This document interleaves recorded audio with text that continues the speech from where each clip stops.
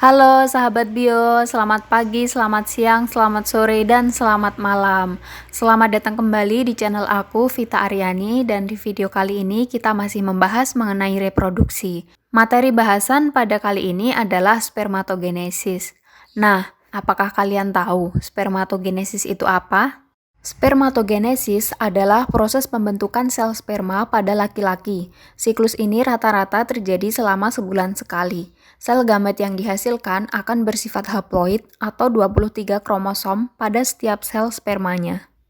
Oke teman-teman, ini adalah gambar testis. Testis ini terdiri dari selaput testis, epididymis, dan tubulus seminiferus. Nah, sperma diproduksi di bagian tubulus seminiferus.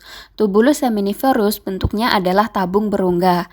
Di bagian dalamnya ada dinding yang digunakan untuk memproduksi sperma. Kemudian ketika sperma udah selesai diproduksi, maka sperma akan dialirkan ke rongga bagian tengah atau lumen. Setelah itu akan dialirkan menuju tempat berkumpulnya dari semua sperma. Nah, dari perkumpulan tersebut, sperma akan dialirkan kembali ke epididymis. Epididymis ini berfungsi untuk menyimpan sperma sementara. Nah, pada bagian irisan dari tubulus seminiferus, kita akan melihat beberapa sel Sertoli. Sel Sertoli ini fungsinya untuk memberi nutrisi saat sperma berkembang, dan juga ada spermatosit primer. Spermatosit primer ini nantinya akan berkembang dan menjadi sperma yang sempurna. Nah, dalam proses spermatogenesis terjadi proses pembelahan mitosis dan pembelahan meiosis. Bagi kalian yang belum tahu apa itu mitosis dan meiosis, aku saranin kalian melihat videoku sebelumnya yang membahas mengenai mitosis dan meiosis ya. Dengan begitu, kalian akan lebih mudah untuk memahami proses spermatogenesis. Oke sahabat bio, yuk kita mulai proses spermatogenesisnya. Yang pertama adalah sel punca primordial.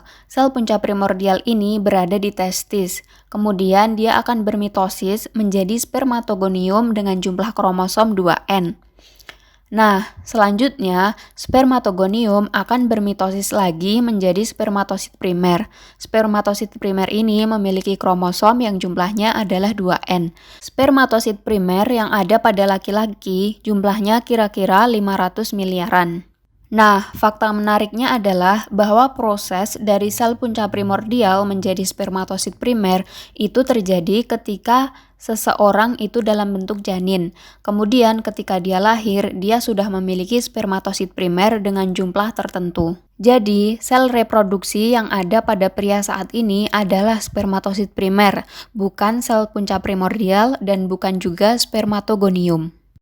Nah, ketika laki-laki memasuki masa pubertas, maka spermatosit primer akan mulai berkembang, yaitu melalui meiosis tahap 1 menjadi spermatosit sekunder dengan jumlah kromosom N. Dari spermatosit sekunder kemudian akan dilanjutkan dengan meiosis tahap 2 menjadi spermatid, yang berjumlah 4 spermatid dengan masing-masing kromosom adalah N. Setiap spermatid akan disempurnakan menjadi sperma yang memiliki bagian kepala, leher, dan juga ekor. Nah, gambarnya seperti pada samping kanan ini ya. Oke sahabat bio, ini adalah proses spermatogenesis yang terjadi pada testis.